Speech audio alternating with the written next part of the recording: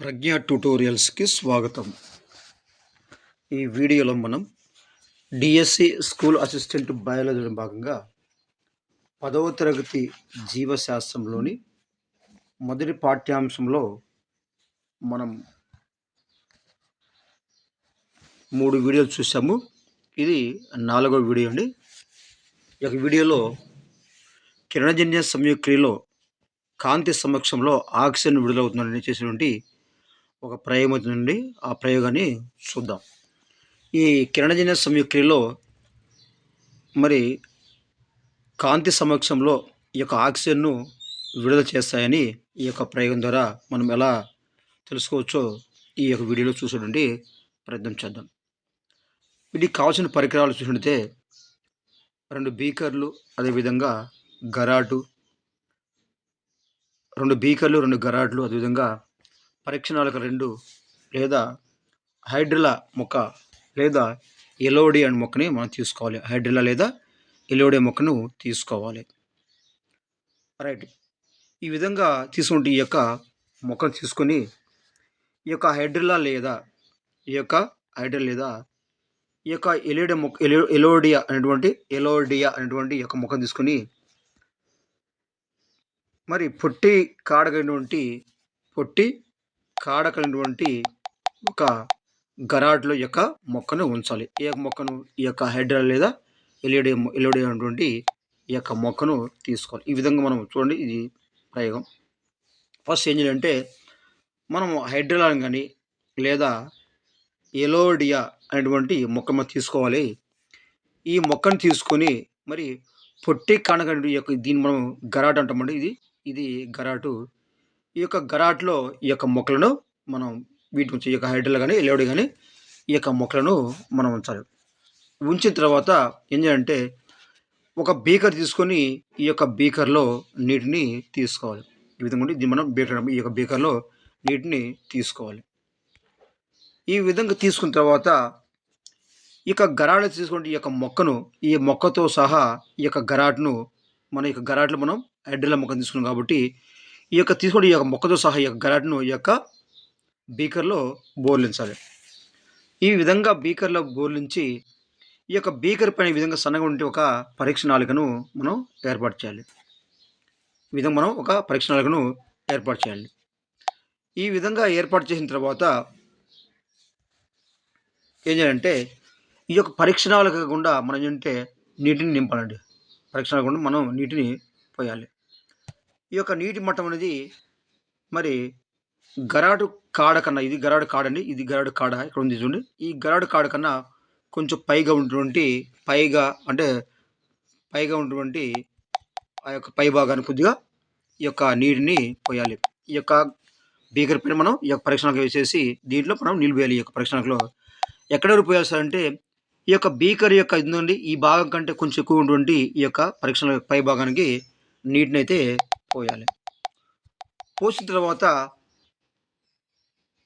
మరి ఇదే మరొక ప్రయోగం. దీన్ని మనం ఏం చేయాలంటే దీన్ని మనం ఒక బకెట్లో ఉంచాలండి. ఒక నీళ్ళు ఉండే ఒక బకెట్లో ఉంచాలి. ఉంచిన తర్వాత మరలా ఇదే విధంగా మరొక బీకర్ తీసుకొని మరలా గరాడు తీసుకుని దాంట్లో హైడ్రిలా మొక్కలు లేదా ఎలోడియా మొక్కలు తీసుకొని మరలా దీనిపైన పరీక్షణాలు పెట్టి మరలా దీంట్లో మనం నీటిని పోయాలి. రైట్. ఇప్పుడు ఈ యొక్క బీకర్ను మనం ఎండలో ఉంచాలి. ఈ యొక్క బీకర్ పైన మనం ఎండలో ఉంచాలి, సూర్యరశ్మిలో. మరి ఈ బీకర్ కూడా మనం ఎండలో ఉంచాలి. కాకపోతే ఈ యొక్క బీకర్ యొక్క పై భాగంలో మనం ఏంటంటే మనం ఒక పేపర్ను కప్పి ఉంచండి. మనం చేయాలి ఈ యొక్క బీకర్ అంటే ఒక బీకర్నేమో ఎలాంటి పేపర్ని కప్పకుండా మరి సూర్యరశ్మిలో ఉంచాలి. మరొక పేపర్ తీసుకొని మనం ఏం చేయాలంటే నల్లటి కాగితం కప్పేసి ఈ విధంగా నల్లటి కాగితం కప్పేసి మరి ఆ యొక్క ఎండలో ఉంచాలి. ఎండలో ఎంతసేపు ఉంచాలంటే సుమారు 2 నుండి 3 గంటల పాటు ఆ యొక్క ఎండలో ఉంచాలి. ఈ విధంగా ఎండలో ఉంచినప్పుడు ఏమవుతుందంటే సూర్యరశ్మిలో ఉంచినటువంటి ఈ యొక్క పరీక్ష నాళికలో దీన్ని మనం సూర్యరశ్మి ఉంచామనుకోండి. ఈ యొక్క సూర్యరశ్మిలో ఉంచినటువంటి ఈ యొక్క పరికరంలోని పరీక్ష నాళికలో నీటి మట్టం అనేది తగ్గుతుంది. ఈ యొక్క నీటి మట్టం అనేది ఈ విధంగా కొంచెం తగ్గుతూ ఉంటుంది. మరి నల్లటి కాగితం కప్పినటువంటి అమరిక చూస్తే అక్కడ మరి ఎలాంటి నీటి మట్టం అనేది తగ్గలేదు.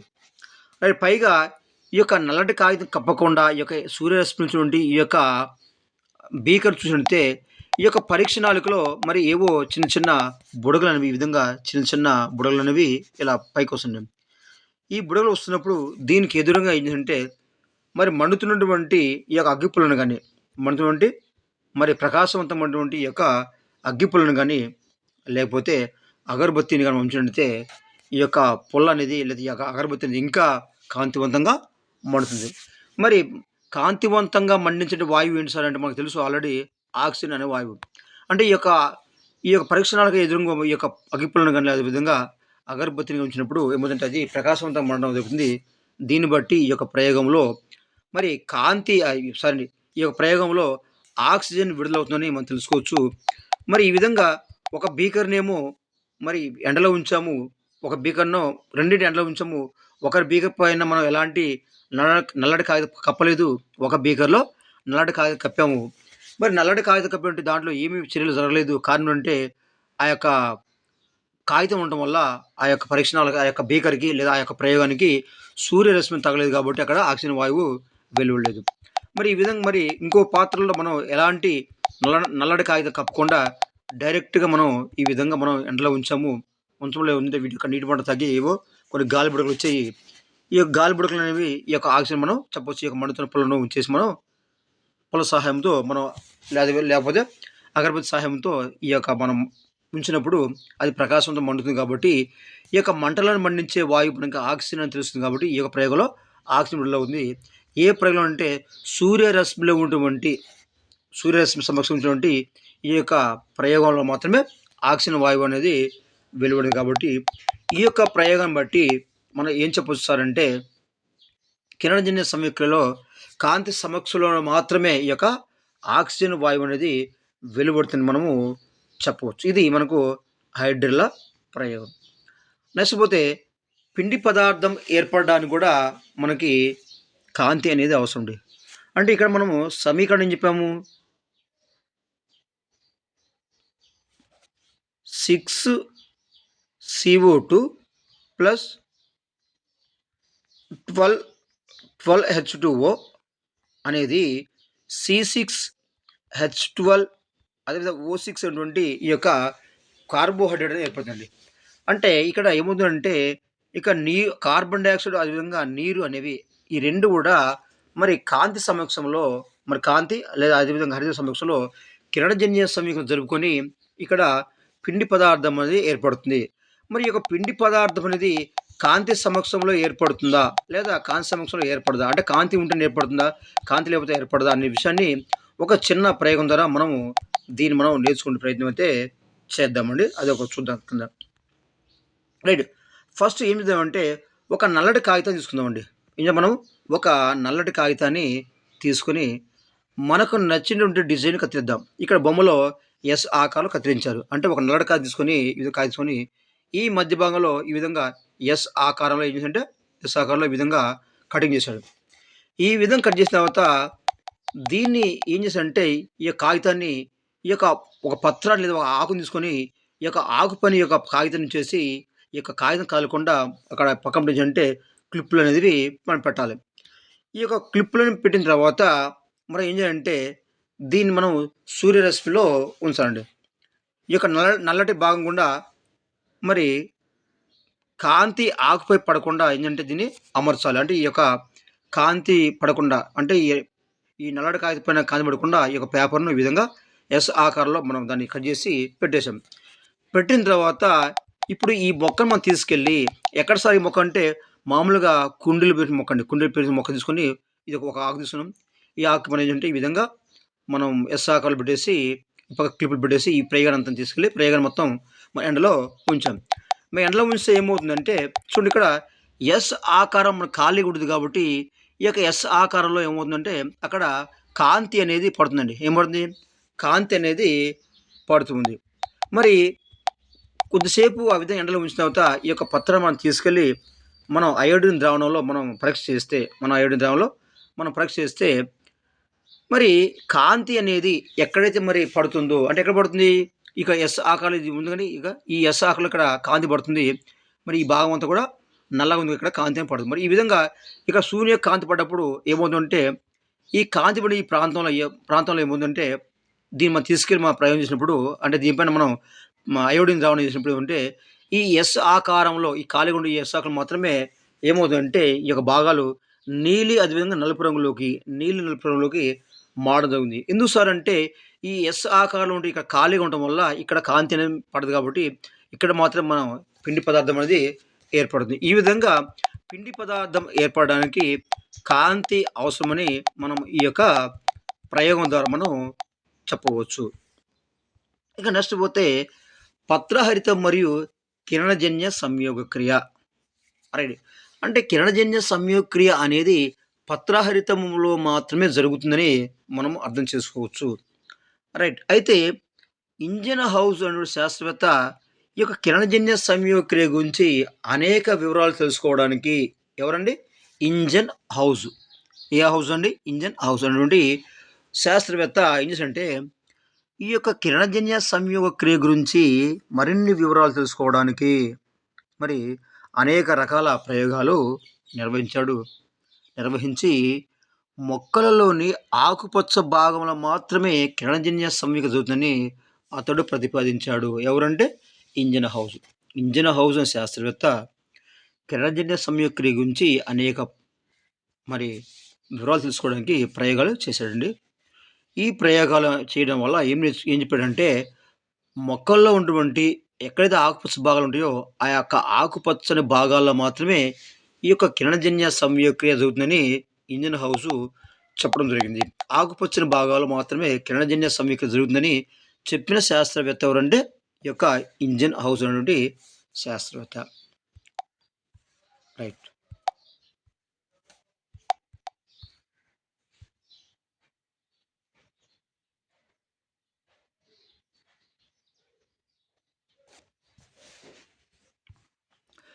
పద్దెనిమిది వందల 17వ సంవత్సరంలో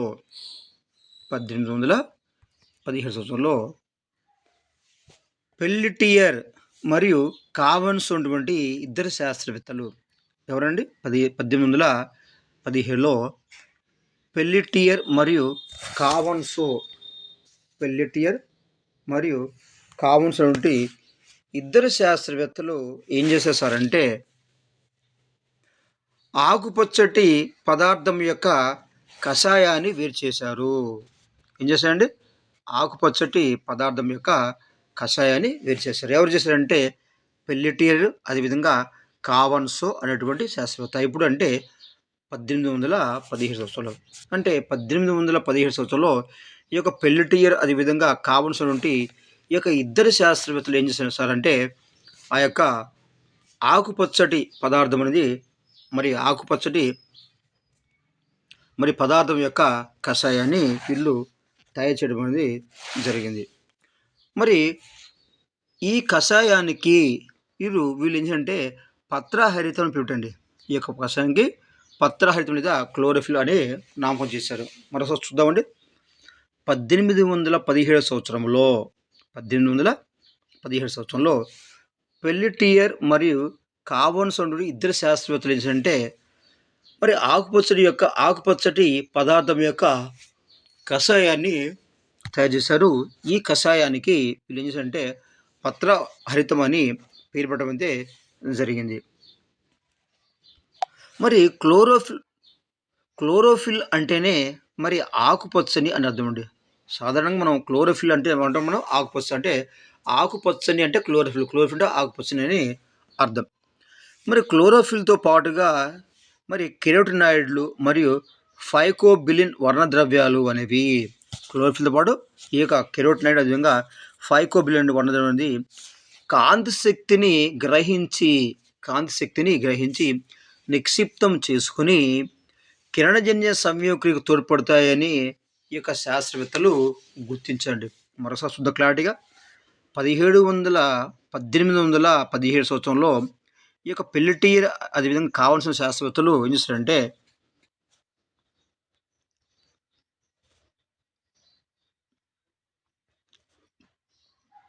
ఆకుపచ్చటి కషాయాన్ని వేరు చేశారు. ఈ కషాయానికి పత్రహరితం పెట్టారండి. ఈ పత్రహరిత దీన్ని మనం క్లోరోఫిల్ అంటాము. క్లోరోఫిల్ అంటే ఆకుపచ్చని ఆకు. క్లోరోఫిల్ అంటే ఆకుపచ్చని ఆకు అనేది మనం అడగొచ్చు. క్లోరోఫిల్ అనగా అంటే ఆకుపచ్చని ఆకు. మరి వీళ్ళు ఏం చేశారంటే ఈ యొక్క క్లోరోఫిల్తో పాటుగా కెరోటినాయిడ్లు మరియు ఫైకోబిలిన్ అంటే ఈ యొక్క వర్ణద్రవ్యాలు కూడా మరి కాంతి శక్తిని నిక్షిప్తం చేసుకుంటాయని, ఈ విధంగా కాంతి శక్తిని నిక్షిప్తం చేసుకొని ఈ యొక్క కిరణజన్య సమీకరణకు తోడ్పడతాయని ఈ యొక్క శాస్త్రవేత్తలైనటువంటి పెల్లెటియర్ పెల్లెటియర్ అదేవిధంగా కావన్సో చెప్పారు. అంటే ఈ యొక్క పత్రహరితమే కాదు, మరి కెరోటినాయిడ్లు అదేవిధంగా ఫైకోబిలిన్ కూడా మరి ఈ యొక్క వర్ణద్రవ్యాలను కూడా కాంతిని గ్రహించి ఇవి కూడా కిరణజన్య సమీకరణ దొరుకుతాయని వీళ్ళైతే చెప్పడం జరిగింది. రైట్. మరి కిరణజన్య సంయోక్రియ ఎక్కడ జరుగుతుంది అంటే కిరణజన్య సంయోక్రియ అనేది సాధారణంగా క్లోరోఫిల్లో జరుగుతుందండి. అంటే ఆకుపచ్చ ఉంది కాబట్టి ఈ యొక్క ఆకుపచ్చని భాగాల్లో మాత్రమే ఈ యొక్క కిరణజన్య సంయోక్రియ అనేది జరుగుతూ ఉంది. నెక్స్ట్ క్లోరోఫిల్ కనుగొన్న తర్వాత ఎవరు క్లోరోఫిల్ కనుగొన్నది ఎవరు? ఈ యొక్క క్లోరోఫిల్ కనుగొన్నది ఎవరంటే ఈ యొక్క కావన్సో అదేవిధంగా పెల్లెటియర్. ఈ పెల్లెటియర్ అదేవిధంగా కావన్సో ఈ యొక్క క్లోరోఫిల్ కనుగొన్న తర్వాత మరి 6 దశాబ్దాల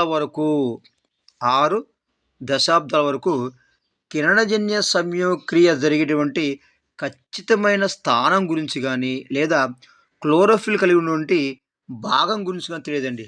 అంటే వీళ్ళు క్లోరోఫిల్ కనుగొనరు కానీ మరి ఈ క్లోరోఫిల్లో మరి కిరణజన్య సమీకరణ ఆ క్లోరోఫిల్లో ఏ స్థానంలో జరిగిద్ది, మరి ఆ క్లోరోఫిల్ మరి మరి కలిగి ఉన్నటువంటి మరి ఆ యొక్క భాగం ఏంటి అనే విషయాన్ని వీళ్ళకి తెలవదు.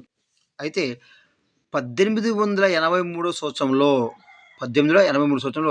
జూలియస్ వాన్ సాక్స్ ఎవరండి?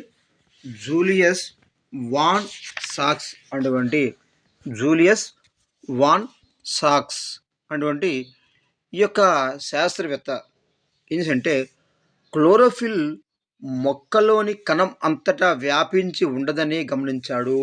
ఏంటంటే క్లోరోఫిల్ అనేది మొక్క యొక్క కణములు అంటే ఒక కణం ఉంటే కణములు మొత్తం కూడా క్లోరోఫిల్ అనేది వ్యాపించి ఉండదు. అంటే కణంలో ఒక్క చోటనే ఉంటుంది. అంటే ఒక ప్రత్యేకమైన భాగమే అంటే మిగతాగా ఉంటాయని నా ఇండైరెక్ట్గా చెప్పడం జరిగింది. ఏం చేశాడంటే 1883 సంవత్సరంలో ఈ యొక్క జూలియస్ వాన్ సాక్స్ వంటి శాస్త్రవేత్త ఈ యొక్క క్లోరోఫిల్ అనేది మొక్క యొక్క కణం అంతటా వ్యాపించి ఉండదు అని తను చెప్పాడు. ఎందుకంటే మాకు తెలుసు మనం కణ నిర్మాణం చూసినప్పుడు ఈ కణంలో అనేక కణాంగాలు ఉంటాయండి. మరి రైబోజోములు, లైసోజోములు, రైబోజోములు, మరి గాలి సంక్లిష్టకాలు, రిక్తికలు, మైటోకాండ్రియాలు అదేవిధంగా హరిత్రేలు ఉంటాయి. మరి ఈ కణం చూస్తుంటే ఈ కణంలో మరి యొక్క హరిత్రేన్ అనేది ఇక్కడ కొద్ది స్థానాన్ని ఆక్రమిస్తుంది. మరి ఇదంతా కూడా వేరే వేరే కణాలు ఉంటాయి. అందుకనే ఈ యొక్క జూలియస్ సాక్స్ కూడా అదే చెప్పాడండి. ఏం చెప్పాడంటే క్లోరోఫిల్ అనేది మొక్కలోని కణం అంతటా వ్యాపించి ఉండదు అని చెప్పడం జరిగింది. ఎవరు? జూలియస్ వాన్ సాక్స్. వ్యాపించి ఉండదు. మరి క్లోరోఫిల్ కణము లోపలి ప్రత్యేక కణాంగాల్లో ఉంటుంది. ఈ కణం లోపల ఒక ప్రత్యేకమైన కణాంగాల్లో మాత్రమే. ప్రత్యేక కణాంగం అంటే ఏ కణాంగము? వృక్ష కణాంగాలు లేదా వృక్ష కణాలు మాత్రమే ఈ యొక్క క్లోరోఫిల్ ఉంటుందని ఈ యొక్క జూలియస్ వాన్ సాక్ చెప్పడం జరిగింది. ఏం చెప్పాడండి? క్లోరోఫిల్ అనేది మొక్కలలోని మరి కణం అంతటా వ్యాపించి ఉండదని గమనించాడు. క్లోరోఫిల్ అనేది కణము లోపలి ప్రత్యేక కణాంగాల్లో మాత్రమే ఉంటుందని చెప్పాడు. ఈ కణాంగాల్ని హరితరేణువులు క్లోరోఫిల్ అంటామని మరలా చెప్పడం అనేది జరిగింది ఈ యొక్క జూలియస్ వాన్ సాక్స్ శాస్త్రవేత్త 1883 సంవత్సరంలో. నెక్స్ట్ పోతే పత్రరంధ్రాలలోని రక్షక కణాల్లో మొక్కలు ఉన్నటువంటి పత్రరంధ్రాలు నుండి ఈ యొక్క రక్షక కణాల్లో అదేవిధంగా ఆకుపచ్చని భాగాలలోని సందాయక కణజాలలో ఎక్కడ చెప్పాడంటే ఈ యొక్క జూలియస్ సాక్స్ ఏం చెప్పాడంటే జూలియస్ వాన్ సాక్స్ మొక్కల యొక్క పత్రరంధ్రాలు ఉంటాయి కదా, ఆ పత్రరంధ్రాన్ని ఆవరించి మనం రక్షకణాలు ఉంటాయి. ఈ యొక్క రక్షకణాల్లో అదేవిధంగా ఈ యొక్క ఆకుపచ్చని భాగాలు ఉన్నటువంటి ఈ యొక్క సందాయక కణజాలలో ఈ యొక్క క్లోరోప్లాస్ట్ అనేవి అధిక సంఖ్యలో ఉంటాయని చెప్పాడండి. ఎన్ని సంఖ్యలో? అధిక సంఖ్యలో. యాక్చువల్‌గా ఇక్కడ 40 నుండి మరి 100 వరకు ఇవ్వబడ్డాయి. కానీ యాక్చువల్‌గా క్లోరోఫిల్స్ అనేవి 50 నుండి 400 వరకు ఉంటాయి. అంటే ప్రతి కణంలో అంటే వృక్ష కణంలో మరి రకరకాల కణంగా ఉంటాయి. ఈ కణంగాల్లో ఈ క్లోరోఫిల్స్ లేదా హరితరేణువులు అనేవి ఎన్ని ఉంటాయి సార్ అంటే మరి 50 నుండి 400 వరకు ఉంటాయి. ఇది మనం 9వ తరగతి విషయం అండి.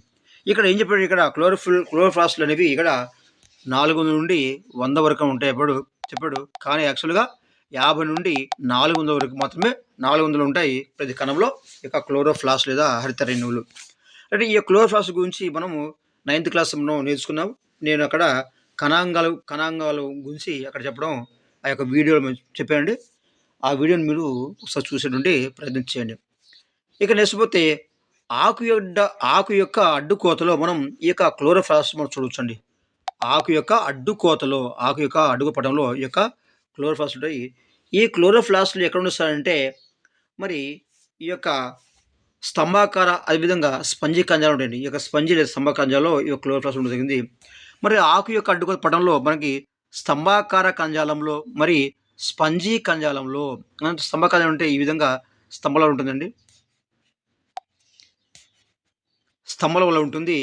ఈ యొక్క కణజాలంలో అదేవిధంగా ఈ యొక్క స్పంజి కణజాలంలో ఏముంటుంది సార్ అంటే ఈ యొక్క క్లోరోప్లాస్ట్ లేదా క్లోరోఫిల్స్ లేదా హరిత రేణువులు అనేవి ఉండడం అనేది జరుగుతుంది.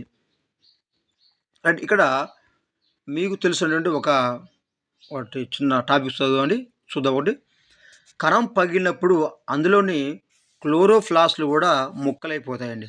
కణం పగిలినప్పుడు నుండి క్లోరోప్లాస్ట్‌లు కూడా ముక్కలైపోతాయి.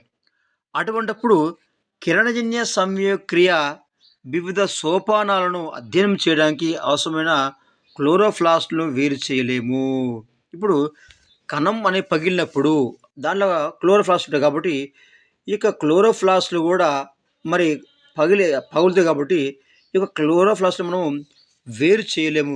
కానీ 1954 తర్వాత డానియల్ ఐ. ఆర్నాన్ అనే శాస్త్రవేత్త మొక్క యొక్క కణాన్ని మెల్లగా పగలగొట్టి పూర్తి హరిత రేణువును లేదా క్లోరోప్లాస్ట్‌లను మరి ప్రయోగశాల అధ్యయనం కొరకు వేరు చేయగలను. అంటే పూర్తిగా ఒక క్లోరోప్లాస్ట్‌ను మరి అధ్యయనం చేసి అంటే పగలగొట్టి వేరు చేసి అధ్యయనం చేసిన శాస్త్రవేత్త ఎవరంటే డానియల్ ఐ.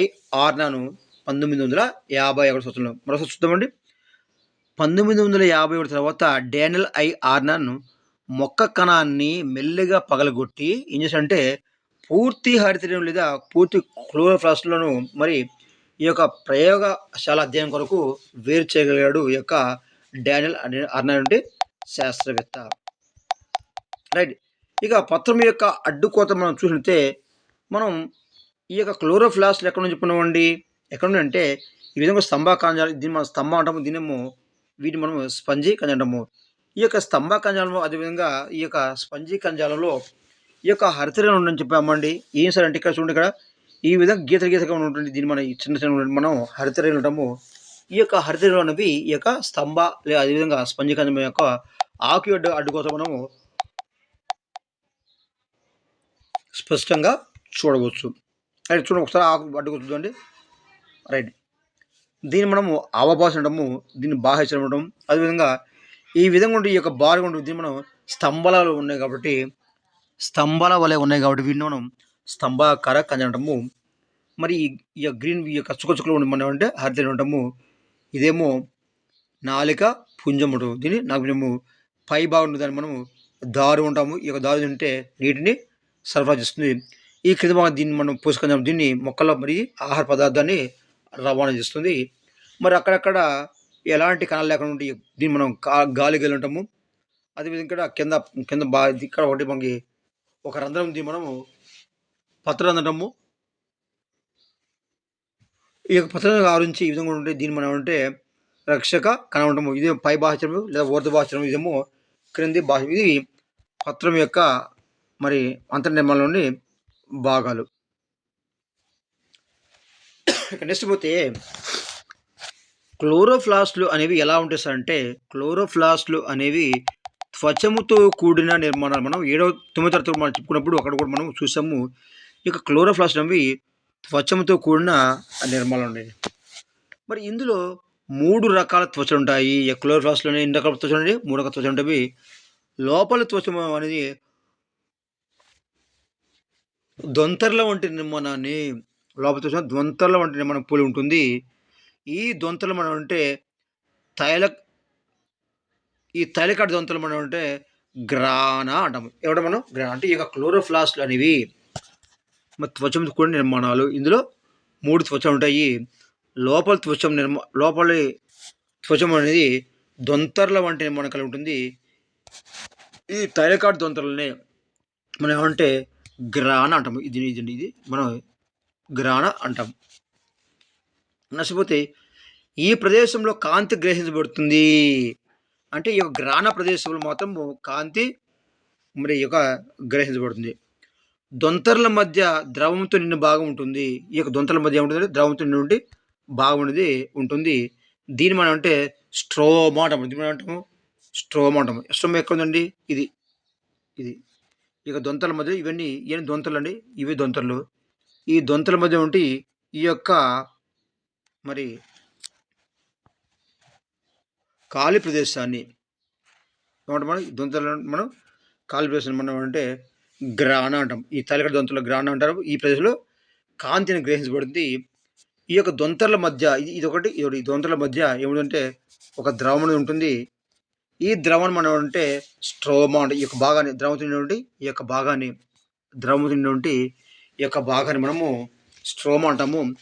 ఈ స్ట్రోమాలో మరి ఏమంటే అనేక రకాల ఎంజైమ్ చర్య వలన ఈ యొక్క స్ట్రోమాలో అనేక రకాల ఎంజైమ్ల యొక్క చర్య వలన ఏమవుతుంటే గ్లూకోజ్ అనేది సంశ్లేషించబడుతుంది.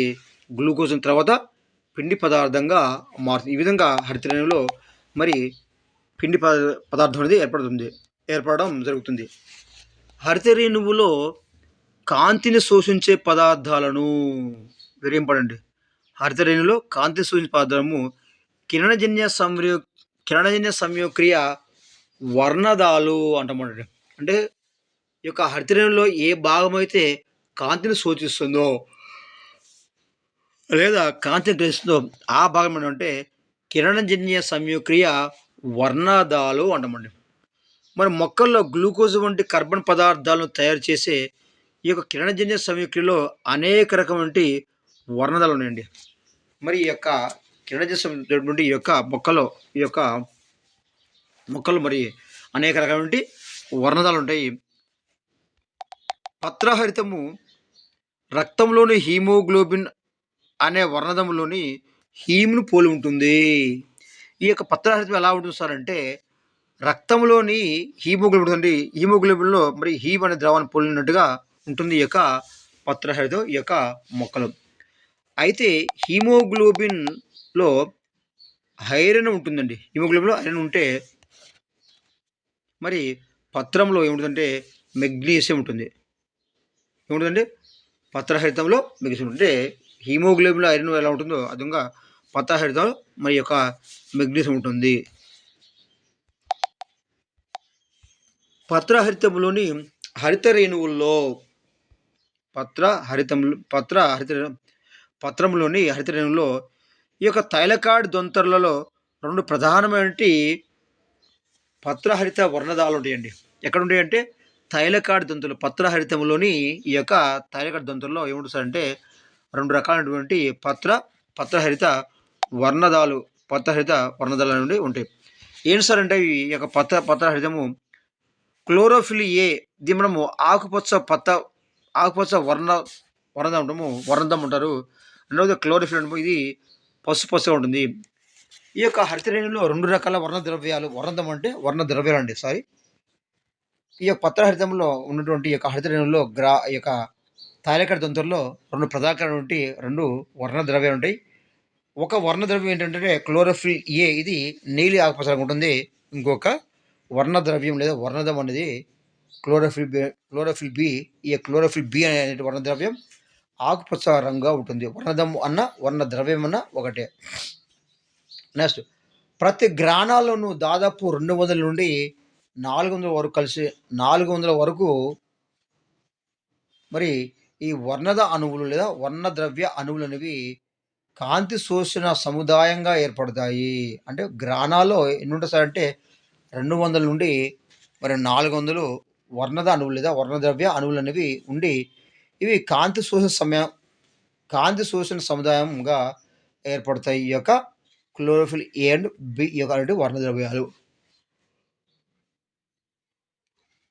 ఆకుపచ్చని మొక్కల క్లోరోప్లాస్ట్‌లలో అధిక సంఖ్యలో ఉండే క్రియా ప్రమాణాలు అన్నీ కలిసి కిరణజన్య సంయుక్రియను సంయుక్తంగా నిర్వర్తిస్తాయి. ఈ యొక్క ఆకుపచ్చ మొక్క వంటి ఈ యొక్క క్లోరోప్లాస్ట్ అనేవి అధిక సంఖ్యలో ఉన్నటువంటి వీటిని మనం క్రియాత్మక ప్రమాణాలు చెప్పొచ్చు.